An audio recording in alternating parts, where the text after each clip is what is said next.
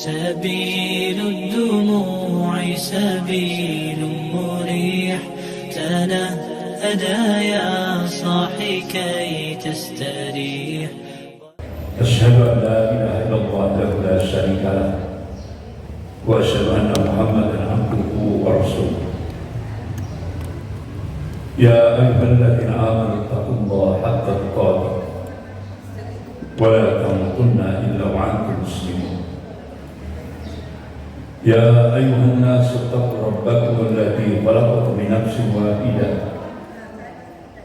وخلق منها زوجها وبث منهما رجالا كثيرا ونساء، واتقوا الله الذي تسألون به والأرحام إن الله كان عليكم رقيبا.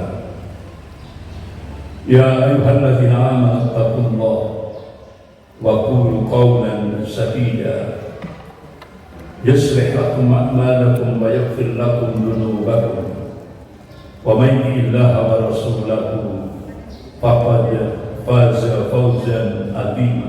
أما بعد، فإن أصدق الحديث كتاب الله، وخير الهدي هدي محمد صلى الله عليه وسلم، وشر الأمور محدثاتها وكل محدثة بدعة وكل بدعة ضلالة وكل ضلالة في النار. Para umat yang dimuliakan Allah, pagi ini kita membahas tentang gerakan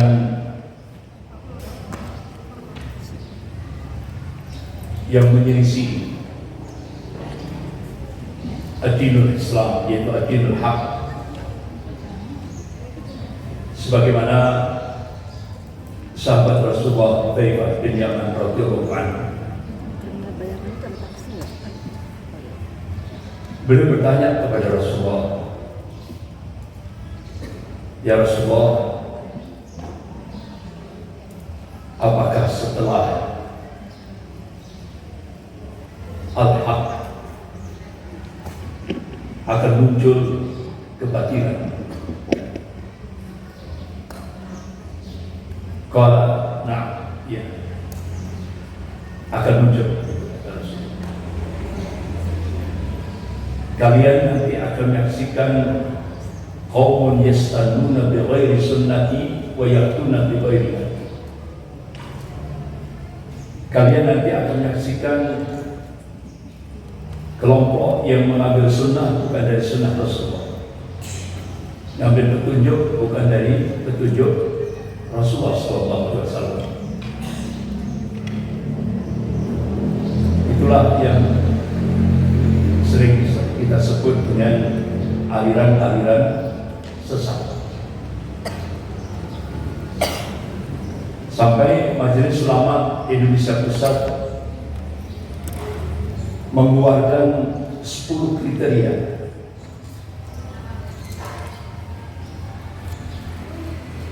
tentang aliran-aliran sesat. Itu ada 10 kriteria. Kalau 10 kriteria itu sudah masuk, berarti dia masuk kategori aliran sesat. Di Indonesia ini aliran-aliran sesat yang didata oleh pemerintah lewat Kementerian Agama itu sudah hampir 300 lebih. 300 lebih aliran sesat di Indonesia. Yang ngaku Nabi banyak, ya. Bahkan pengurus bulu tangkis Ahmad Musaddiq memproklamasikan diri sebagai Nabi, padahal pengurus bulu tangkis langsung memproklamirkan diri sebagai Nabi. Didirikan jamaah namanya Al-Qiyadah Al-Islamiyah. Jamaahnya keren sekali. Al-Qiyadah Al-Islamiyah. Al-Qiyadah itu kan pemimpin. Al-Islamiyah jadi pemimpin Islam. Itu pengikutnya seluruh Indonesia termasuk di Malang. Padahal dia ini mantan pengurus bulu tangkis. Tidak ada background pondok, tidak ada background ya pengurus bulu tangkis gitu aja.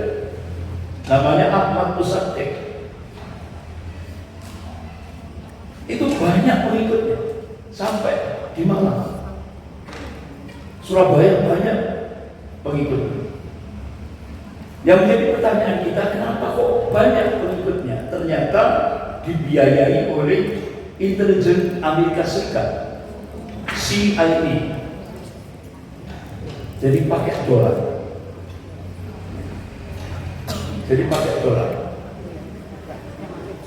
Ya otomatis kalau Malang ada cabangnya, itu gajinya dolar, bukan rupiah, dolar.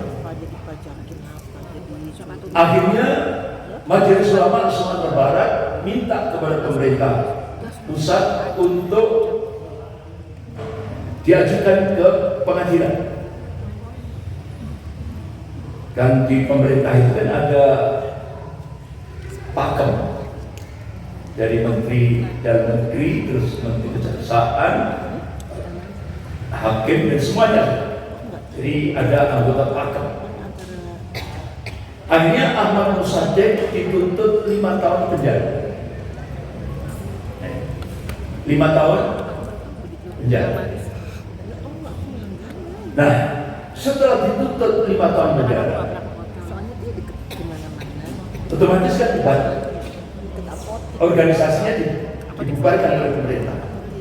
Ya. Namanya organisasinya Al-Qiyadah Al-Islamiyah. Enggak tahunya muncul dengan tampilan baru, namanya Fajar Nusantara. Fajar Nusantara. Dia mengaku Islam tapi tidak mau melaksanakan syariat Islam. Tidak mau salah. Tapi dia mengaku Islam. Fajar Nusantara. Itu pengikutnya banyak juga. Karena ini jebolan dari Al-Qiyadah Al-Islamiyah. Ya Allah, nyebar di luar Jawa. Kemudian muncul lagi aliran sesat yang cukup fenomenal, Ibu Hajah Lia Aminuddin, legend. Jadi Ibu Hajah Lia Aminuddin ini memproklamasikan diri sebagai malaikat Jibril alaihissalam. Nah, putranya baru lulus dari IAIN Sunan IAIN, kampus web IAIN, diangkat jadi nabi. Jadi anaknya jadi nabi, ibunya jadi malaikat Jibril.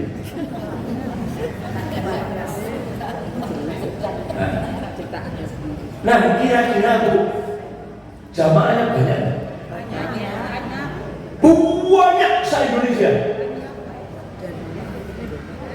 Bahkan ibu kalah, karena lebih banyak mereka itu orang-orang kaya, tapi akidahnya kosong. Orang-orang kaya. Jadi kalau ngaji semua pakai laptop. Keren. Ibu enggak, cuma buku, pensil, pulpen. Ya, ini jamaahnya ini dan semua pakai laptop, semuanya pakai digital. Tapi akidahnya kosong. orang-orang kaya. Itu sempat disebut stasiun televisi. Jadi Ibu Lia Amiruddin itu dia pakai hal seperti raja. Dia pakai tongkat. Terus ada gundulnya juga ya. Iya, ada mahkota. Sampai-sampai rumahnya itu dia katakan ini air Zam-Zam. Di rumahnya air Zam-Zam. Sehingga akhirnya Ibu Hajar Lia Amiruddin kirim surat ke Majelis Ulama Indonesia Pusat tertanda malaikat Jibril. Jadi Majelis Ulama dapat kiriman surat dari malaikat Jibril tertanda malaikat Jibril. Ibu Hajar Lia Amiruddin. Akhirnya Pengadilan Negeri Jakarta Pusat langsung memutuskan Ibu Hajar Lain Ejen itu dipenjara 5 tahun bersama putranya. Jadi malaikat sama nabi penjara bareng-bareng, ibu dan anak. Nggak bisa lolos ya? Malaikat kok. Selesai penjara 5 tahun, apa statementnya? Saya ingin menghancurkan Islam di seluruh Indonesia. Ya untungnya dia ngomong itu di Jakarta, karena lapasnya penjaranya di Cipinang itu di penjara di Jakarta. Coba kalau dia ngomong di Madura, topes mati. Sudah selesai di penjara 5 tahun, masih sesumbar ingin menghancurkan Islam di Indonesia. Jadi ibu yang dimuliakan Allah, di Jawa Timur ini gudang aliran sesat. Kemarin yang dulu itu di mana? Jombang. Siapa namanya yang anak kecil itu? Ponari. Ya kan? Dia diisukan mendapatkan batu meteor dari langit, sehingga akhirnya masyarakat Jawa Timur berbondong-bondong ke Jombang. Ya kan?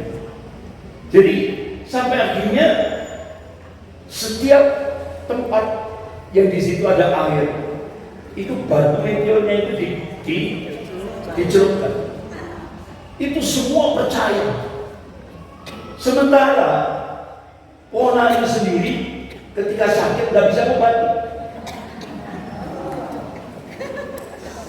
Orang lain minta obat, sementara Ponari sendiri dia bisa mengobati dirinya sendiri.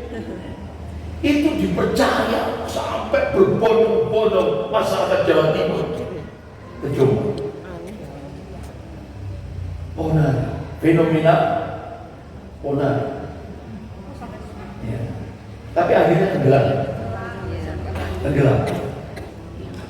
Jadi ini di tengah-tengah kondisi seperti ini, sampai di Jawa Timur ini ada lagi aliran sesat. Sholat tanpa busana.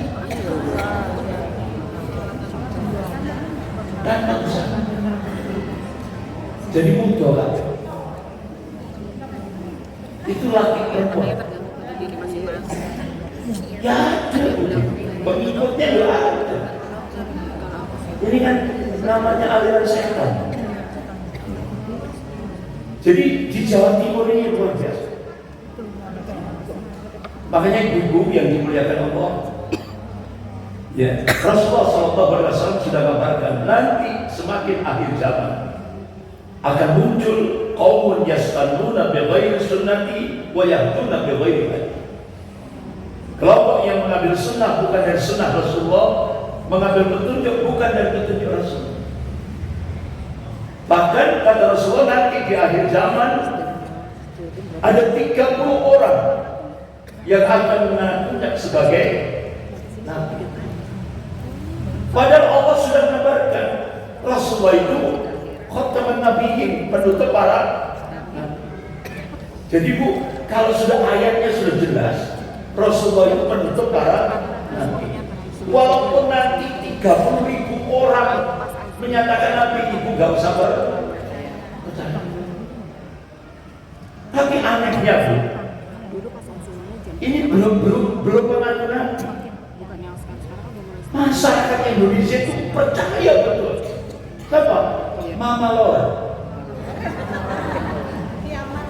Mama Lora.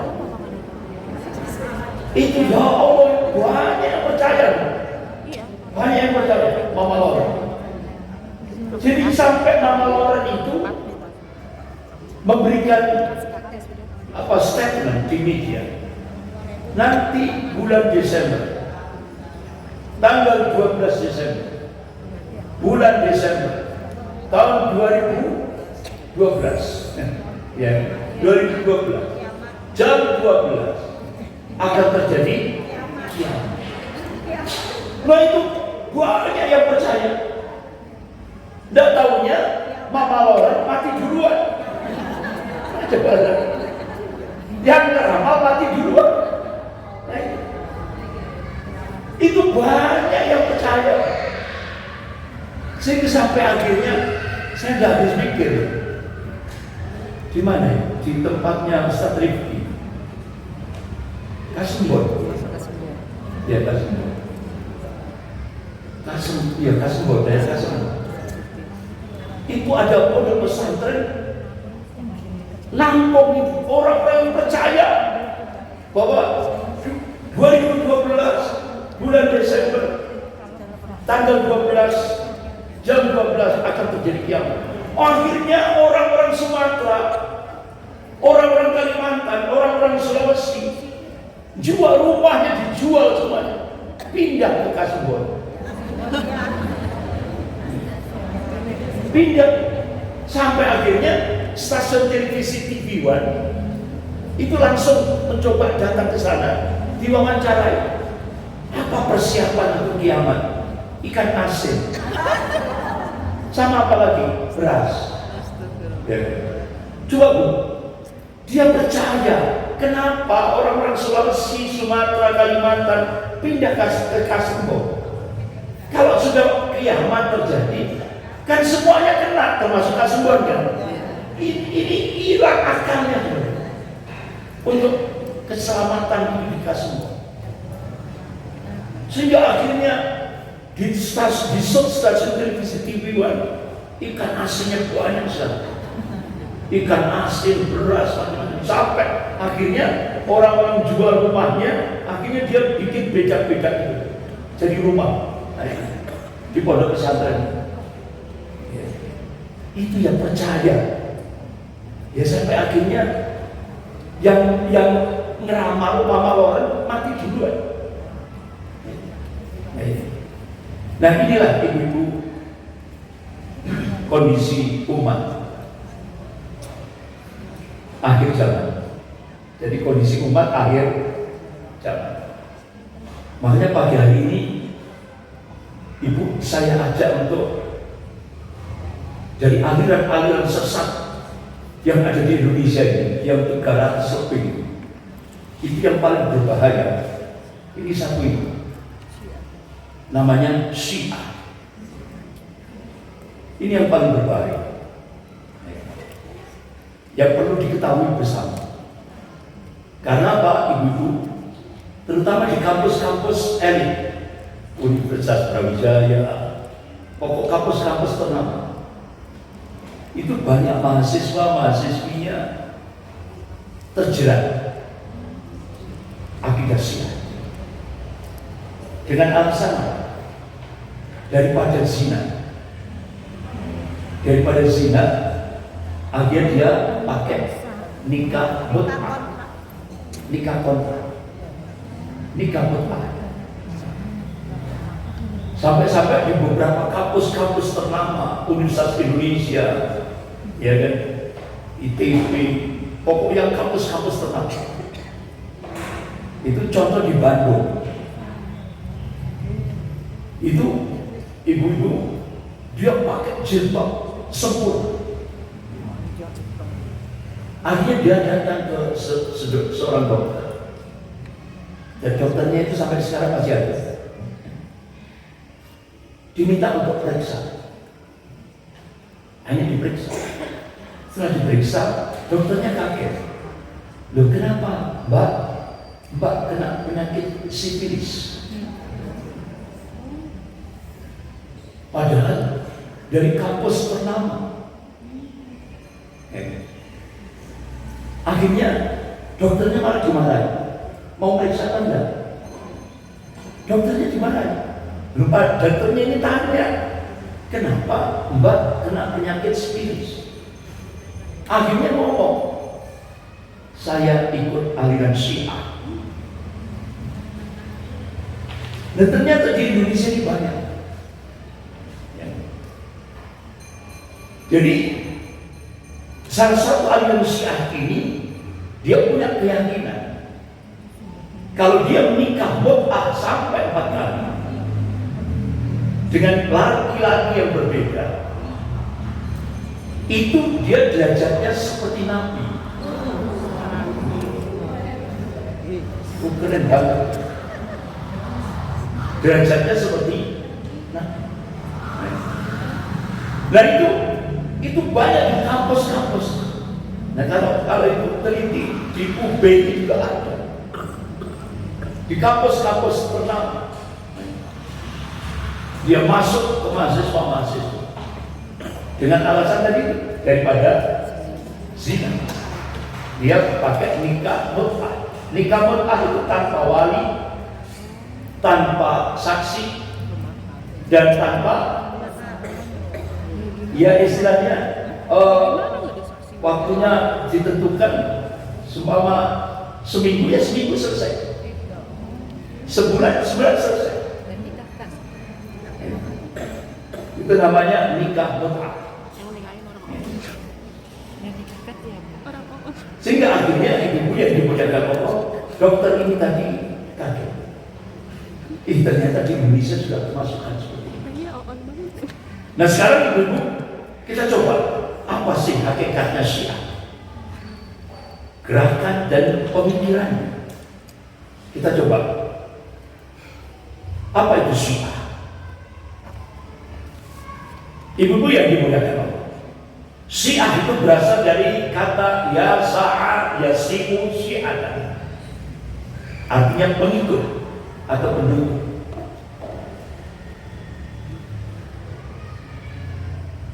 Nah, sekarang bagaimana definisinya Syiah? Syiah itu sebuah kelompok yang berkumpul untuk mewujudkan satu tujuan tertentu. Itu Syiah. Itu kalau dilihat dari sisi lugah, dari bahasa. Sebagaimana yang ditulis oleh Abu Qadir Jamaluddin Muhammad bin Akram bin Ibn Mandur dalam kitabnya Lisanul Arab halaman 7 dan juz 7 halaman 188 sampai 189. Jadi definisinya sebuah kelompok yang berkumpul untuk mewujudkan satu tujuan tertentu. Nah sekarang bagaimana pendapat ulama-ulama Ahlussunnah tentang Syiah? Syiah itu menurut pendapat ulama-ulama Ahlussunnah wal Jamaah itu pengikut dan pendukung Imam Ali dan Ahlul Bait, serta menganggapnya Ali bin Abi Thalib radhiyallahu anhu lebih utama dari sahabat-sahabat yang lain. Itu definisi Syiah menurut pendapat ulama-ulama Ahlussunnah. Jadi dia ini hulu berlebihan terhadap Ali bin Abi Thalib radhiyallahu anhu. Ali itu kan menantunya Nabi. Ya. Menantunya Nabi. Ya. Jadi menikah dengan putrinya Nabi, namanya Fatimah Zahra. Fatimah. Dan sekarang bagaimana, karena kajian kita kajian ilmiah, bagaimana menurut pendapat Syiah tentang Syiah? Jadi supaya imbang, adil. Nah, Syiah menurut ulama Syiah, dari Syiah itu adalah pengikut Ali bin Abi Thalib radhiyallahu anhu dengan penuh loyalitas, dukungan, kecintaan, meyakini kepemimpinannya pasca meninggalnya Rasulullah tanpa jeda. Artinya setelah Rasulullah wafat langsung Ali bin Abi Thalib. Berarti Abu Bakar As-Siddiq radhiyallahu an, Umar bin Khattab radhiyallahu an, Utsman bin Affan radhiyallahu an tidak dianggap. Jadi setelah Rasulullah wafat tanpa jeda kepemimpinan itu langsung Ali bin Abi Thalib. Itu menurut ulama-ulama Syiah. Sehingga akhirnya terjadilah takfir Khalifah Abu Bakar As-Siddiq radhiyallahu an, Khalifah Umar bin Khattab radhiyallahu an, Khalifah Utsman bin Affan radhiyallahu an dikafirkan oleh orang-orang Syiah. Kafir. Mungkin ada yang bertanya, Ustaz, orang-orang Iran, orang-orang Syiah Iran itu kan dia ke Masjid Nabawi, ya, Masjid Nabawi. Nah, kalau selesai dia dari Raudhah itu kan biasanya kan dulu ke makam Rasulullah, sebelahnya kan makam Abu Bakar As-Siddiq radhiyallahu an, sebelahnya makam Umar bin Khattab radhiyallahu an. Terus bagaimana orang-orang Syiah? Jadi kalau dia ke makam, menghadap ke makamnya Rasulullah, dia masih memuji Rasulullah.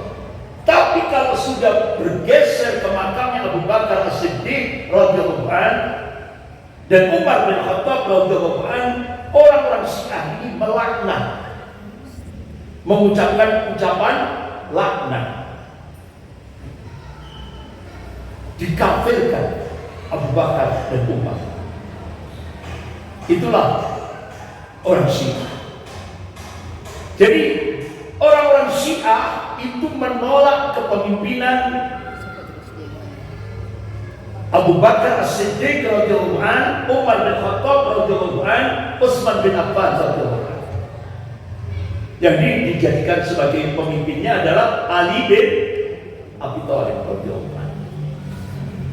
Ini menurut pendapat ulama Syiah. Jadi karena bahasan kita ilmiah, jadi kita tidak hanya mendapatkan dari ulama-ulama Ahlus Sunnah, tapi juga kita ingin tahu juga bagaimana pendapat ulama Syiah, sehingga kita bisa paham, oh pemikirannya seperti ini, pemahamannya seperti ini. Kemudian ibu yang dimuliakan Allah, jadi orang-orang Syiah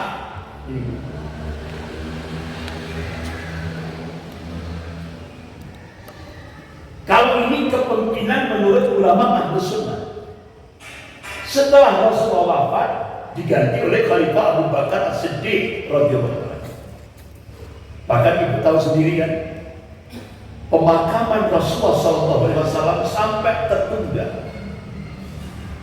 Jadi pemakaman jenazah Rasulullah SAW tertunda gara-gara memilih siapa yang meneruskan Rasulullah. Berarti kepemimpinan di dalam Islam itu sangat penting. Kepemimpinan di dalam Islam itu sangat penting. Sampai pemakaman jenazah Rasulullah tertunda. Padahal Rasulullah kan mengingatkan ada 3 hal yang dipercepat Yang pertama, memakamkan jenazah. Yang kedua, bayar hutang. Yang ketiga, menikahkan gadis. Jangan ditunda. Rasulullah perintahkan percepat 3 hari. Ya. Tapi kenapa pada saat pemakaman jenazah Rasulullah tertunda? Karena tadi sahabat masih musyawarah. Siapa yang meneruskan estafet perjuangan Rasulullah? Akhirnya semua sahabat sepakat Abu Bakar As-Siddiq radhiyallahu anhu diangkat menjadi khalifah setelah Rasulullah wafat. Semua sepakat. Makanya sama dengan di Indonesia. Dulu yang sudah pernah saya sampaikan yang bulan kemarin ini. Ya kan?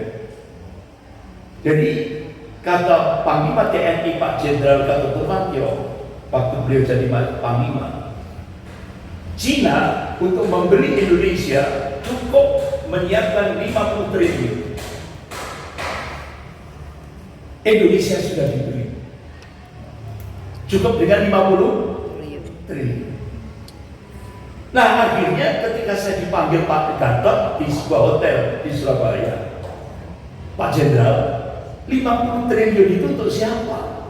Ustaz, itu untuk bayari ketua-ketua parpol, ketua-ketua partai politik. Cukup Cina menyiapkan 50 triliun, Indonesia sudah dijual, Indonesia sudah dibeli.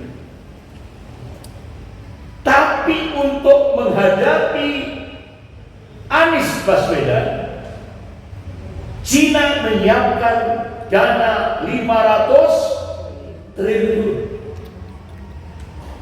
Berarti Indonesia dengan pemimpin Islam itu lebih berbahaya menurut kacamata Cina, lebih berbahaya pemimpin Islam. Gitu. Dan itu pun 500 triliun itu masih kurang. Sehingga 3 BUMN dijual murah, termasuk pabrik kertas Leces Probolinggo dijual murah untuk menutupi kekurangan 500 triliun. Jadi 500 triliun itu masih kurang untuk menghadapi satu pemimpin Islam di Indonesia. Nah, itu. Berarti apa yang dilakukan oleh para sahabat Rasulullah ketika sampai pemakaman Rasulullah tertunda, berarti memilih pemimpin dalam kacamata Islam itu jauh lebih penting. Gitu. Nah, jadi ibu tahu sendiri. Jadi penting. Ibu-ibu yang dimuliakan. Jadi kalau menurut pemikiran Ahlus Sunnah, setelah Rasulullah wafat diganti Abu Bakar As-Siddiq radhiyallahu anhu. Setelah Abu Bakar meninggal wafat mati syahid diganti Umar bin Khattab radhiyallahu anhu. Setelah Umar mati syahid diganti Utsman bin Affan radhiyallahu anhu. Setelah Utsman bin Affan mati syahid diganti dengan Ali bin Abi Thalib radhiyallahu anhu. Ini kepemimpinan Islam menurut Ahlus Sunnah wal Jamaah. Ini sudah pakai. Nah sekarang bagaimana menurut Syiah? Nah ini. Ternyata menurut Syiah setelah Rasulullah wafat, Ali bin Abi Thalib tanpa jeda. Ali bin Abi Thalib. Kemudian Hasan bin Ali. Kemudian Husain bin Ali. Cucunya Rasulullah SAW. Ali Zainal Abidin, Muhammad Bakir, Ja'far Shadiq, Musa Kadzim, Ali Ridho, Muhammad Jawad, Ali Al-Hadi, Hasan Al-Askari, Muhammad Al-Mahdi. Inilah kepemimpinan menurut Syiah. Nah, 12 imam inilah ibu-ibu, itu yang dijadikan oleh orang-orang Syiah. Inilah pemimpin menurut versi Syiah. Makanya gambarnya itu seperti ini.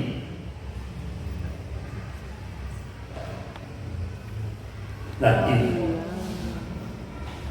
Ali bin Abi Thalib itu yang tengah ini. Terus 12 kenabian, 12 imamiyah, imam.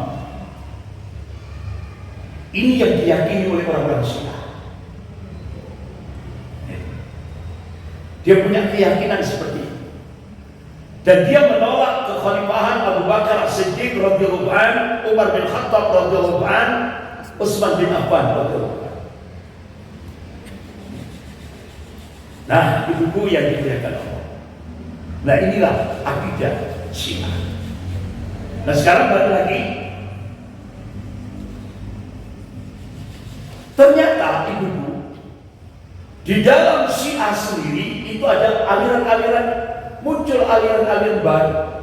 Namanya Hisaniyah yang dibawa oleh Muhammad ibn Hanafiyah.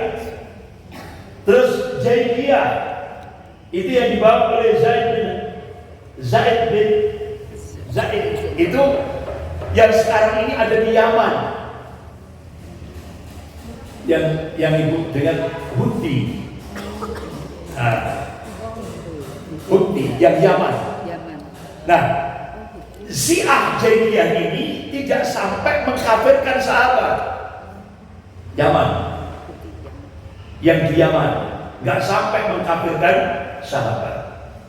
Yang mengkafirkan itu ada Syiah yang ada di Iran. Itu. Yang ada di Iran. Ada juga yang dibawa oleh Ismailiyah namanya. Ini aliran Syiah. Ini pecahan-pecahan dari Syiah. Nah, itu. Nah, sekarang setelah kita tahu ini tadi, apa sih? Bagaimana sejarah munculnya Syiah? Ini kita perlu tahu. Dari ibu-ibu yang dimuliakan Allah, setelah runtuhnya Persia dan Romawi pada masa Khalifah Umar bin Khattab radhiyallahu anhu, sampai akhirnya kepemimpinan Islam setelah Khalifah Umar bin Khattab dibunuh oleh Abu Lu'lu'ah. Abu Lu'lu'ah ini orang Majusi yang dipersiapkan untuk membunuh Khalifah Umar bin Khattab radhiyallahu anhu. Nah, ternyata Abu Lu'lu'ah ini dipuja-puji sampai sekarang oleh orang-orang Syiah. Jadi Abu Lu'lu'ah itu pahlawan orang Syiah karena berhasil membunuh Khalifah Umar bin Khattab. Pada saat itu kan Khalifah Umar bin Khattab radhiyallahu anhu sedang menjadi imam sholat subuh. Nah, Abu Lu'lu'ah orang Majusi ini tadi, dia bawa pedang saat Khalifah Umar bin Khattab ngimami sholat subuh. Dari belakang ditusuk itu dengan pedang sampai tembus ke dada. Nah, akhirnya Khalifah Umar bin Khattab radhiyallahu anhu minta kepada para sahabat yang lain, tolong pedang yang terhunus sampai ke dadaku ini cabutlah saat saya sedang sholat. Berarti ibu bisa bayangkan bagaimana kekhusyuan Khalifah Umar bin Khattab ketika melaksanakan sholat. Sampai tidak terasa pedang itu diambil dari dada sampai ke punggung, sehingga Khalifah Umar bin Khattab radhiyallahu anhu mati syahid. Nah, Abu Lu'lu'ah orang Majusi ini tadi sampai hari ini dibangga-banggakan oleh orang Syiah Iran. Jadi istilahnya jadi apa namanya? Jadi pahlawan. Makanya orang-orang Syiah itu sangat benci sekali kepada Khalifah Abu Bakar As-Siddiq dan Khalifah Umar bin Khattab. Bencinya itu sampai ke ubun-ubun. Orang Syiah. Sampai-sampai ulama-ulama Syiah Iran itu dia sampai memberikan statement, kalau nanti di surga ketemu dengan Khalifah Abu Bakar Siddiq, Khalifah Umar bin Khattab, orang-orang Syiah ini minta kepada Allah untuk dikeluarkan dari surga. Saking bencinya. Padahal dia tadi kalau pada saat di surga nanti ketemu dengan Abu Bakar dan Umar, dia minta supaya dikeluarkan dari surga. Sampai seperti itu benci. Jadi ini ibu-ibu harus paham. Karena pusatnya Syiah seluruh Asia Tenggara ini, pusatnya, ya kan, itu di Jawa Timur. Jawa Timur. Paling banyak itu dari Bangil, Pasuruan. Pusat pendanaan Syiah terbesar seluruh Jawa Timur, Malang. Pusat pendanaan Syiah terbesar seluruh Jawa Timur, Malang.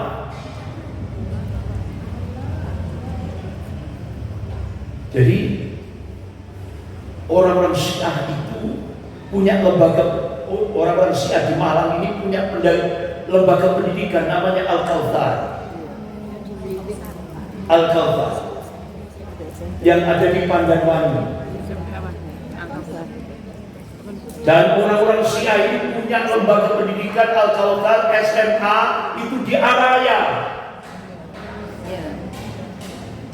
Itu SMA-nya Syiah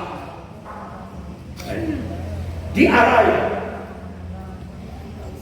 perumahan Araya. Itu. Jadi sampai akhirnya dia begitu saya meneriakkan masalah ini, ya kan, akhirnya diganti, mobilnya diganti, pendidikan akhlak. Jadi seperti itu, supaya umat Islam Malang Raya ini menyekolahkan anaknya di Al-Kautsar. Digantilah Al-Kautsarnya, diganti huruf kecil, yang besar pendidikan akhlak, lembaga pendidikan akhlak. Akhirnya masyarakat Malang Raya terhipnotis, banyak menyekolahkan anaknya. Kenapa? Gedungnya besar, mewah,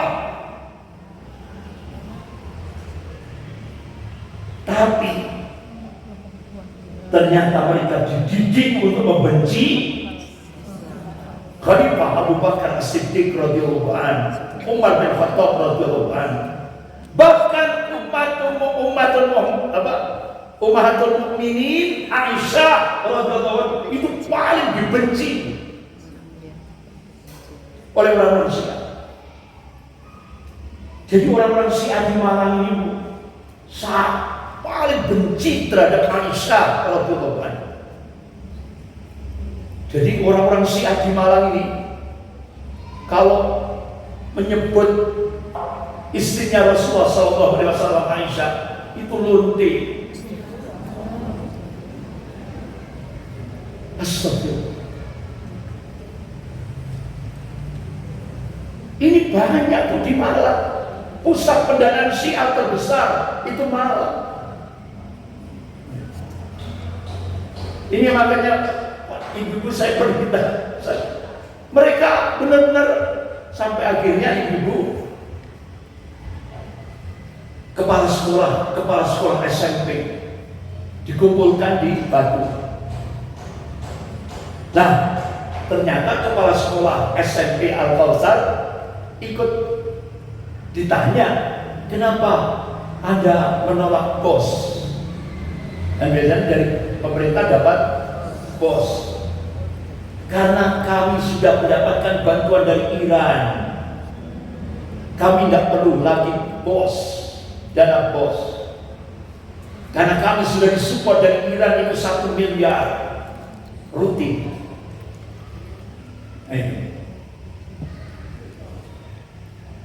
Luar biasa.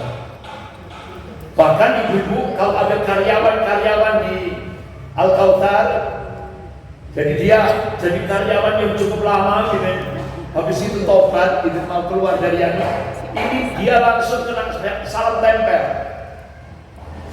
Untuk apa? Tidak sampai untuk nutup mulutnya. Dia keluarkan dana tiap bulan 3 juta untuk tutup mulut. Itu.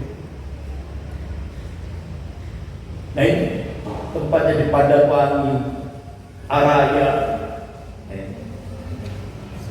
Bahkan dia punya real estate namanya Padanwangi kan? Itu ada real estate-nya. Punya real estate. Bahkan tokohnya Syiah di kalau di Embong Arab itu, ibu tahu Bayakob? Sebelah di timurnya Bayakob itu kan ada Mebel Melati. Itu pusat pendanaan Syiah. Mebel Melati. Itu tokoh Syiah yang mensupport pendanaan Syiah.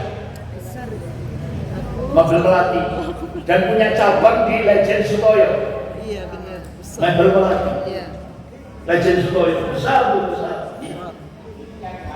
Itu orang pendanaan Syiah. Jadi memang pendanaan Syiah terbesar saat Jawa Timur ini dari Malang. Nah, ibu-ibu yang dimuliakan Allah, balik lagi ke sejarah. Setelah Khalifah Utsman bin Affan radhiyallahu anhu, ya kan? Setelah Khalifah Utsman bin Affan radhiyallahu anhu menjadi khalifah, muncul Abdullah bin Saba. Nah, Abdullah bin Saba ini tokoh Yahudi yang nyusup di tengah-tengah umat Islam. Namanya Abdullah bin Saba. Nah, pada saat Abdullah bin Saba ini masuk di tengah-tengah kaum muslimin, dia mulai melancarkan isu untuk menggoncang Khalifah Utsman bin Affan. Mulai dia memecah belah umat Islam. Hampir 2.500 umat Islam pada saat itu terhipnotis oleh gosip yang dimunculkan oleh Abdullah bin Saba, tokoh Yahudi. Nah, akhirnya Yaumul Jum'ah, hari Jumat, saat Khalifah Utsman bin Affan, beliau saat itu sedang puasa sunnah, dan pada saat itu beliau sedang membaca Al-Quran. Yang dibaca pada saat itu adalah surah Al-Kahfi. Nah, Abdullah bin Saba yang sudah memunculkan gosip di tengah-tengah umat Islam ini berhasil memicu umat Islam untuk melakukan perlawanan terhadap Khalifah Utsman bin Affan radhiyallahu anhu. Karena tadi digosipkan Khalifah Utsman bin Affan terjadi nepotisme. Khalifah Utsman bin Affan melakukan korupsi. Jadi nyebarkan gosip orang Yahudi namanya Abdullah bin Saba. Akhirnya terjadilah peristiwa pembunuhan terhadap Khalifah Utsman bin Affan pas Yaumul Jum'ah. Saat Khalifah Utsman bin Affan dibunuh oleh ini tadi, dampak daripada fitnah ini tadi, gosip ini tadi. sampai beliau ditebas dengan pedang, ya, lehernya ditebas oleh pedang. Pada saat itu Khalifah Utsman bin Affan membaca surah Al-Kahfi terakhir, darah itu harusnya istilahnya mencabik itu ya, itu pas beliau membaca falyatalattaf. Makanya di Al-Quran diberi warna merah, falyatalattaf. Saat itu Khalifah Utsman bin Affan ditebas dengan pedang. Istrinya Khalifah Utsman bin Affan, jari-jarinya juga terkena sabetan pedang. Itulah peristiwa berdarah.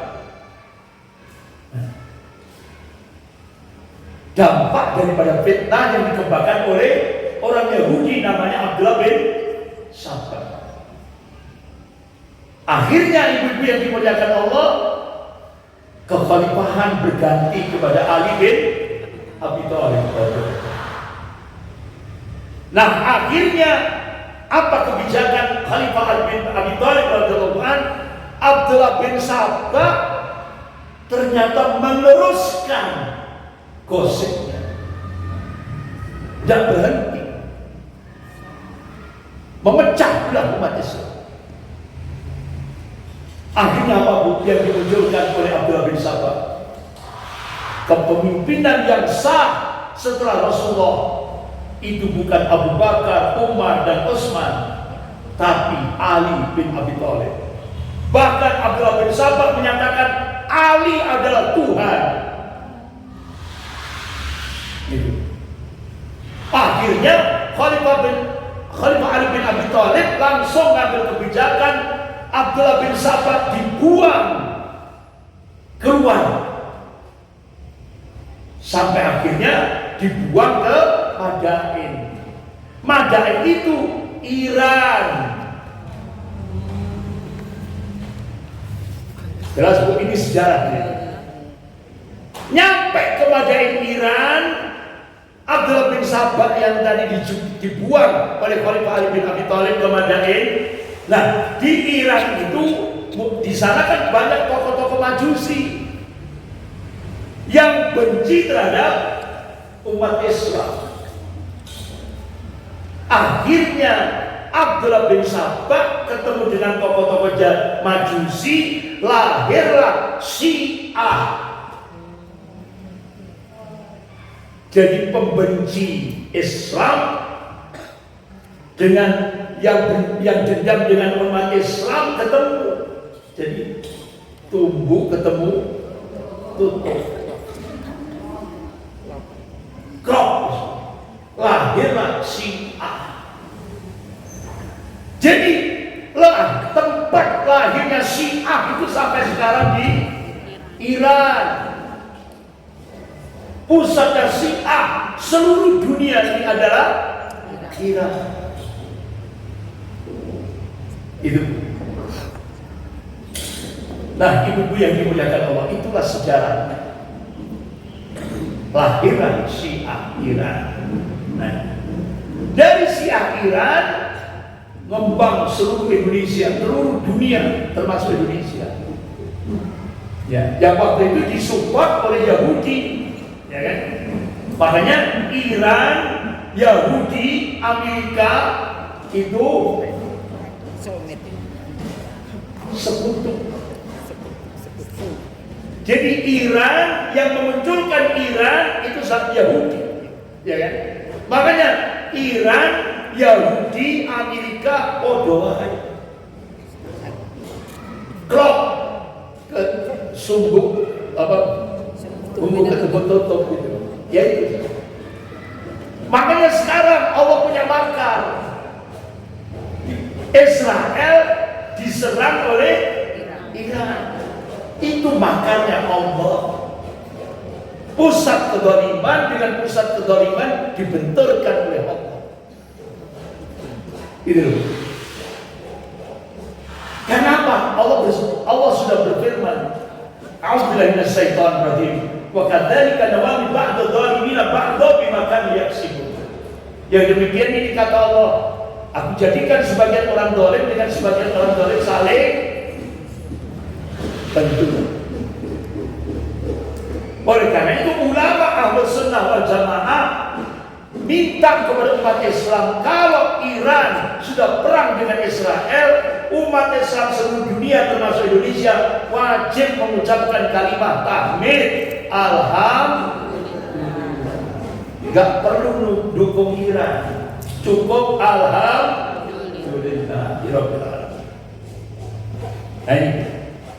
Nah, jadi sekarang sejarahnya sudah paham ya. Munculnya Syiah itu pusatnya di Iran. Dimulainya pada masa Khalifah Utsman bin Affan. Diawali dari pada masa Khalifah Utsman bin Affan itu sudah muncul Syiah. Dan pusatnya di Iran. Nah, doktrinnya apa? Doktrinnya itu hanya Ali dan keturunan yang berhak diikuti. Selain Ali tidak boleh. Hanya Ali saja dan keturunan. Tapi sayang Bu, orang Syiah ini, Iran Syiah ini nggak adil. Nah, cucunya Rasulullah itu kan ada Hasan bin Ali, terus ada Husain bin Ali. Nah, orang-orang Syiah ini nggak adil. Yang dialulukan Husain, padahal yang melakukan pembunuhan dalam cucu Rasulullah Husain bin Ali itu Syiah. Jadi maling teriak maling. Itu loh sejarahnya seperti itu. Makanya setiap 10 Muharram itu orang-orang Syiah itu kan melukai dirinya sendiri, ya kan? Melukai. Pakai apa Bu? Pakai itu loh, yang kalau berduri itu, yang dipukulkan di kepalanya, dipukulkan di dadanya, dipukulkan di punggungnya sampai berdarah-darah itu, ya kan? Jadi itu maling teriak maling. Jadi yang membunuh cucu Rasulullah itu orang Syiah. Nah, makanya doktrinnya yang pertama dia menjadikan Ali dan kebetulan yang berhak diikuti, dan doktrin yang kedua membenci Ahlus Sunnah. Membenci Ahlus Sunnah. Makanya Ibu, kira-kira keyakinan orang-orang Syiah ini sudah dipraktekkan tidak di Jawa Timur? Sudah. Sampai akhirnya Majelis Ulama Jawa Timur minta kepada Gubernur Jawa Timur waktu itu Pak Karwo. Jadi waktu itu kejadiannya pada saat gubernurnya Pak Karwo. Majelis Ulama Jawa Timur minta supaya muncul peraturan gubernur pergub melarang Syiah. Ternyata orang-orang Syiah di Jawa Timur ini sudah melaksanakan keyakinannya, akidahnya. Apa? Di Puger, Jember. Membunuh Ahlus Sunnah itu ibadah. Dan itu ternyata sudah dilaksanakan di Jawa Timur. Makanya muncullah peraturan gubernur Jawa Timur. Majelis Ulama Jawa Timur minta supaya pergub ini dijadikan sebagai pijakan oleh pemerintah, terutama aparat hukum Jawa Timur. Karena apa? Orang-orang Syiah di Jawa Timur itu sudah melaksanakan, mengamalkan keyakinannya. Membunuh Ahlus Sunnah itu ibadah. Jadi ibu-ibu ini menurut orang Syiah kafir, harus dibunuh. Jadi ini melebihi LGI, melampaui LGI. Ya kan? Kalau LGI itu kan di luar jamaahnya kafir. Kalau ini wajib dibunuh. Nah itulah di Jawa Timur. Makanya peraturan gubernur itu sampai sekarang masih dijadikan kebijakan oleh aparat hukum di Jawa Timur. Karena apa? Pusat Syiah terbesar itu Jawa Timur. Pusat Syiah terbesar, bahkan pertemuan-pertemuan yayasan Syiah seluruh Jawa Timur itu diadakan di Lawang, di sebuah gereja Katolik di Lawang. Makanya Katolik, Kristiani dengan Syiah itu klop, bergandeng tangan. Makanya orang-orang Syiah di Malang ini punya semacam keyakinan, saya lebih kata orang-orang Syiah di Malang, Anda lebih baik masuk Kristiani daripada masuk Syiah. Sampai seperti itu. Sehingga akhirnya pertemuan yayasan-yayasan Syiah seluruh Jawa Timur, hampir 300 yayasan Syiah seluruh Jawa Timur diadakan di Lawang. Nah, akhirnya videonya muncul di media sosial, video yang kejadian yang di Lawang itu. Nah, akhirnya saya diundang di Masjid Al-Hikmah Tanjung, yang masuk ke dalam Masjid Al-Hikmah. Akhirnya videonya saya tayangkan. Begitu videonya saya tayangkan kegiatan di Lawang itu, Ustaz, ikut tonggo Ustaz. Ya Allah. Jadi orang Syiah itu Bu, kalau jumlahnya sedikit, itu takiyah itu. Saya Abu Sultan. Padahal dia Syiah. Karena masih sedikit. Coba kalau dia sudah sekampung itu sudah banyak, baru dia unjuk gigi bahwa dia Syiah. Itu. Nah, ibu-ibu yang dimuliakan Allah, biasanya itu dia sholatnya itu pakai batu gambar, bawa yang benar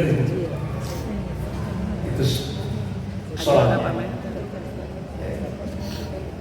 Dan dia punya keyakinan, yaitu tadi sholat Jumat tidak wajib. Jadi itu memang ibu-ibu yang dimuliakan Allah, ini doktrinnya. Nah sekarang, jadi ibu-ibu kalau dari sejarah tadi bisa kita simpulkan Syiah lahir dari balas dendam Majusi yang berkomplot dengan Yahudi. Itulah Syiah. Jadi Majusi sama Yahudi berkomplot, muncullah Syiah. Itu sejarahnya. Nah, ibu-ibu yang dimuliakan Allah, jadi fakta sejarah yang mungkin luput dari perhatian kaum muslimin, bahwa Syiah dengan berbagai spesiesnya adalah aktor utama di balik runtuhnya ketiga daulah Islamiyah, mulai dari Muawiyah, Abbasiyah, dan puncaknya Utsmaniyah. Itu tidak lepas daripada Syiah. Nah, jadi ibu-ibu orang Syiah itu bajunya pakai gamis itu, ya kan? Ibu tahu sendiri kan, Khomeini, ya kan? Jadi pakai jubah.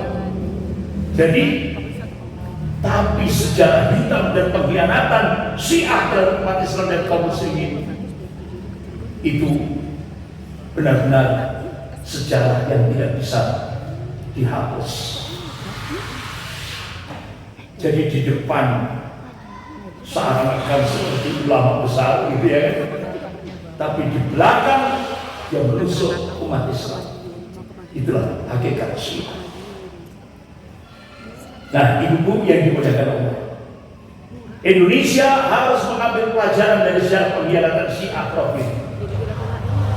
Bagaimana ibu kota Baghdad, Irak, pusat peradaban Islam yang ada di Baghdad, Irak, hampir 1 juta umat Islam banjir darah gara-gara pengkhianatan Syiah. Ternyata sejarah berulang lagi. Umat Islam di Baghdad, Irak pada masa Saddam Hussein, sejarah berulang lagi. Umat Islam dibantai di Irak. Kerjasama antara Iran, Israel, dan Amerika. Sejarah berulang lagi.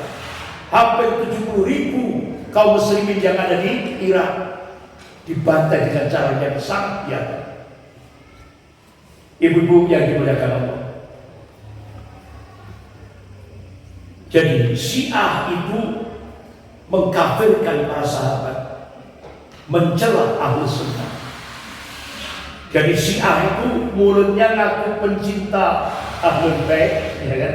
Mencintai ahlul bait, keluarga Nabi, tapi prakteknya menghina Nabi dan keluarga Nabi. Jadi Syiah itu menikam ahlul bait, keluarga Rasulullah SAW. Dari pertama yang dihantam sahabat, setelah itu istri Rasulullah Ummahatul Mukminin Aisyah, baru akhirnya ujung-ujungnya Rasulullah, ya kan? Puncaknya Rasulullah dihina. Itulah Syiah. Nah, ibu-ibu yang dimuliakan Allah, sampai Syekh Profesor Ali Muhammad Salabi, ini pakar sejarah dunia Islam, menulis kitab diberi judul Fikrah Khawarij wa Syiah fi Mizan Ahlus Sunnah wal Jamaah. Jadi fikrah, pemikiran Khawarij dan Syiah menurut timbangan ulama Ahlus Sunnah wal Jamaah. Jadi kata Syekh Profesor Ali Muhammad As-Salabi, Syiah Rafidhah itu adalah tempat berlindung bagi setiap orang yang hendak menghancurkan Islam, baik dari golongan ateis, para pendengki dan provokator. Sejarah mereka dipenuhi konspirasi, pengkhianatan, dan pemberian bantuan kepada musuh-musuh Islam. Itulah Syiah. Ini pakar sejarah dunia Islam, yaitu Syekh Profesor Ali Muhammad As-Salabi. Bahkan Syekhul Islam Ibnu Taimiyah dalam kitabnya Minhajus Sunnah jilid 2, beliau tegaskan banyak sekali orang-orang Syiah mencintai orang-orang kafir, melebihi kecintaan mereka pada orang-orang Islam. Makanya orang Iran dengan Yahudi dan Nasrani Amerika itu lebih kuat ikatannya daripada terhadap umat Islam. Oleh karena itu, ketika orang-orang kafir datang dari arah timur dan membantai umat Islam, menumpahkan darah di Khurasan, Irak, Sam, dan lainnya, Syiah Rafidhah justru memberi bantuan untuk membinasakan umat Islam. Itu ditulis oleh Syekhul Islam Ibnu Taimiyah dalam kitabnya Minhajus Sunnah. Ibu yang dimuliakan Allah, makanya Syekhul Islam Ibnu Taimiyah dan kitabnya Minhajus Sunnah beliau tegaskan, orang Yahudi dan Nasrani lebih utama daripada kaum Syiah Rafidhah. Disebabkan karena satu hal. Aku bertanya kepada orang Yahudi, siapakah golongan terbaik dari agama kamu? Mereka menjawab, para sahabat Musa, yaitu kaum Hawariyin. Ya. Dan aku bertanya tadi sahabat Musa. Kemudian aku bertanya kepada orang Nasrani, siapa golongan yang terbaik dari agama kamu? Kaum Hawariyin, ya kan? Yaitu sahabat Isa alaihissalam. Lalu aku bertanya kepada kaum Syiah, siapa golongan yang paling terjahat dari agama kamu? Mereka menjawab, sahabat Muhammad sallallahu alaihi wasallam. Inilah keyakinan orang Syiah. Jadi sahabat itu dicaci maki. Makanya Rasulullah bersabda, kalau ada seorang muslim mencaci maki sahabat Rasulullah, itu kalaupun dia sampai punya emas segunung Uhud, supaya artinya untuk supaya dosanya terlepas bebas, itu pun tidak bisa, kata Rasulullah, walaupun dia punya emas segunung Uhud. Gunung Uhud itu tingginya 1.000 meter kalau tidak salah, panjangnya 7 kilo. Ada tidak orang punya emas gitu? Itu kalau untuk nebus dosanya nggak akan tertebus, kata Rasulullah. Sementara orang Syiah mencaci maki pekerjaannya, mencaci maki para sahabat Rasulullah SAW, termasuk istrinya Rasulullah. Makanya ulama-ulama Ahlus Sunnah berpendapat tentang Syiah Rafidhah. Di antaranya Imam Ahmad bin Hanbal dalam kitabnya As-Sunnah lil Khalal. Jika seorang penganut paham Jahmiyah atau Qadariyah atau penyuluh ajaran Syiah Rafidhah, maka tidak usah disolati dan tidak diberi salam. Ini fatwa Imam Ahmad bin Hanbal. Jadi kalau ada orang Syiah mati, tidak perlu disolati, salam saja tidak boleh. Ini fatwa dari Imam Ahmad bin Hanbal rahimahullah. Begitu juga Imam Bukhari rahimahullah dalam kitabnya Khalqul Af'al al-Ibad. Aku tidak peduli apakah aku sholat di belakang penganut Jahmiyah, Syiah Rafidhah, atau aku sholat di belakang Yahudi dan Nasrani, maka tidak perlu diberi salam. Tidak boleh menikah dengan mereka, tidak boleh menjadikan mereka persaksian, saksi. Mereka tertolak, bahkan sembelihan mereka juga tidak boleh dimakan. Ini fatwa Imam Bukhari rahimahullah. Jadi Bu, kalau ada orang Syiah, ya kan, makanannya tidak diharamkan oleh Imam Bukhari. Imam Bukhari mengeluarkan fatwa sembelihannya haram, persaksiannya ditolak, tidak boleh menikah dengan mereka. Bahkan Imam Ibnu Hajar, beliau berkata dalam kitabnya Al-Mufassal juz 2 halaman 78, ada perkataan orang-orang tentang pengakuan Syiah Rafidhah yang berubah bacaan-bacaan Al-Quran, maka sesungguhnya Rafidhah bukan termasuk kaum muslimin. Mereka adalah kelompok yang berjalan di atas jalannya Yahudi dan Nasrani dalam masalah kedustaan dan kekafiran. Itulah fatwa Ibnu Hajar. Nah, di buku yang dimuliakan Allah, nah inilah akidah Syiah. Nah, ini Bu, bagaimana imam-imam Syiah itu sangat benci kepada istri Rasulullah SAW. Jadi kata ini tokoh Syiah Iran, ini orangnya, Aisyah benar-benar melakukan perbuatan keji dan ia mati lantaran hukum had adalah benar. Saking bencinya terhadap istri Rasulullah, Aisyah radhiyallahu anha. Jadi Aisyah dikatakan melakukan perbuatan keji. Ini kebencian orang-orang Syiah. Bahkan sampai ini orang Syiah Iran, dia katakan, kenapa Aisyah disebut dengan Hamra atau Humara? Karena Humara tabdil himar, yaitu keledai. Jadi Aisyah itu keledai. Ini kebencian. Bahkan Misai Razi, ini ulama Syiah di Iran, dia katakan antara Aisyah dan Rasulullah itu saling bertolak belakang.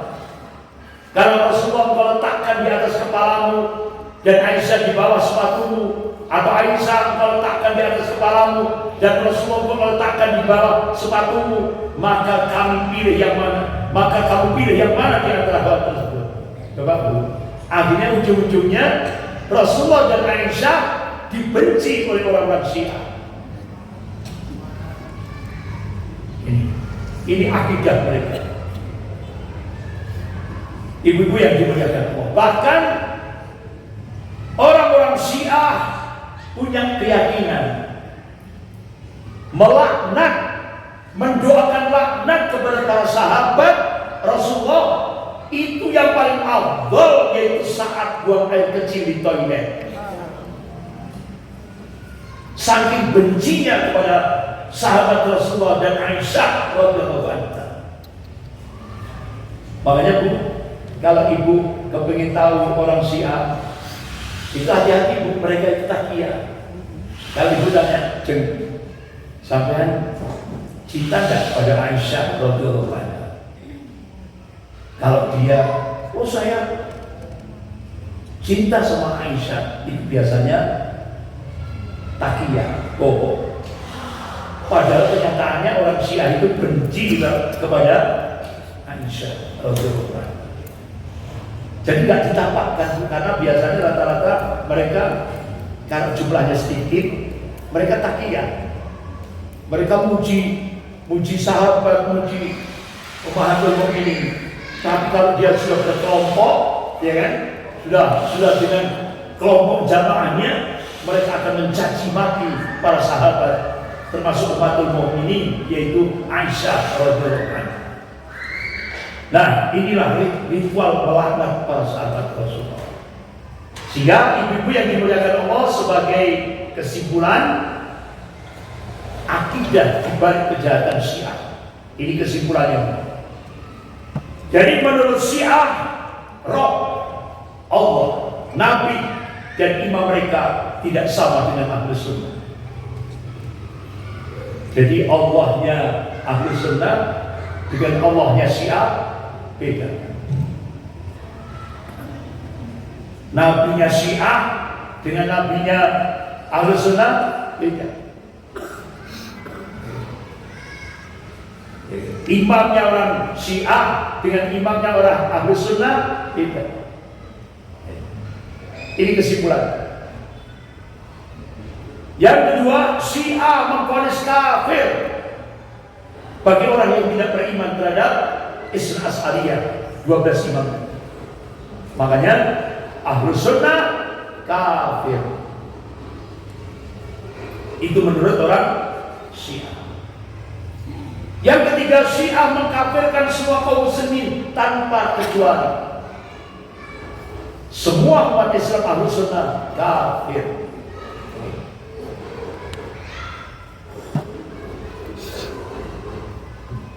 Kemudian Syiah mengkafirkan Abu Bakar As-Siddiq radhiyallahu anhu, Umar bin Khattab radhiyallahu anhu, Utsman bin Affan radhiyallahu anhu, dan siapa saja yang mencintai mereka kafir. Kemudian Syiah meyakini bahwa Ahlus Sunnah memusuhi Ahlul Bait. Ini kan ini namanya fitnah. Jadi orang Syiah menuduh kita katanya tidak cinta kepada Ahlul Bait, tidak cinta kepada keluarga Nabi. Itu kan namanya fitnah. Dan kita itu cinta kepada keluarga Rasulullah sallallahu alaihi wasallam. Tapi orang Syiah menuduh kita dikatakan tidak cinta kepada Ahlul Bait, pada keluarga Nabi.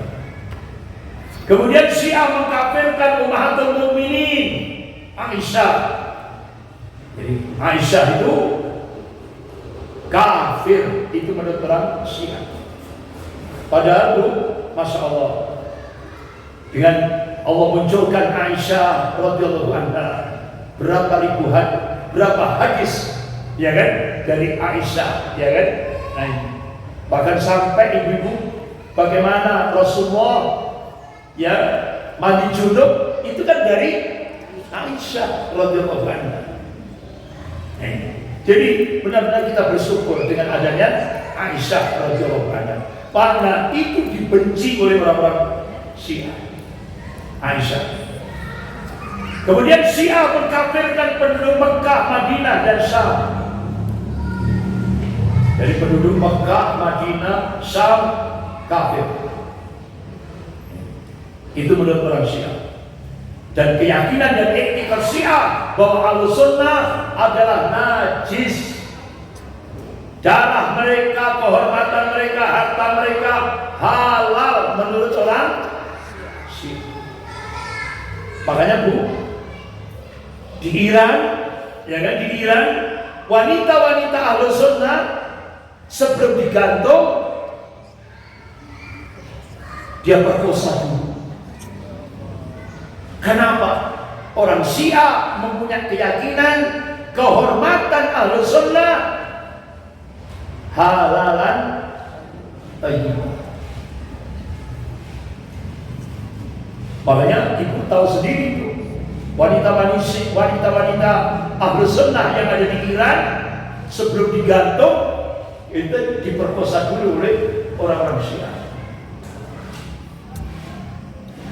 karena menganggap kehormatan Ahlus Sunnah itu halal. Tapi seperti itu, Syiah memandang pindahnya orang Sunni ke Nasrani lebih menyenangkan daripada tetap menjadi Sunni. Itulah keyakinan orang Syiah. Jadi inilah kesimpulan ibu-ibu, kesimpulan akidah di balik kejahatan Syiah. Makanya ibu-ibu, alhamdulillah kita bersyukur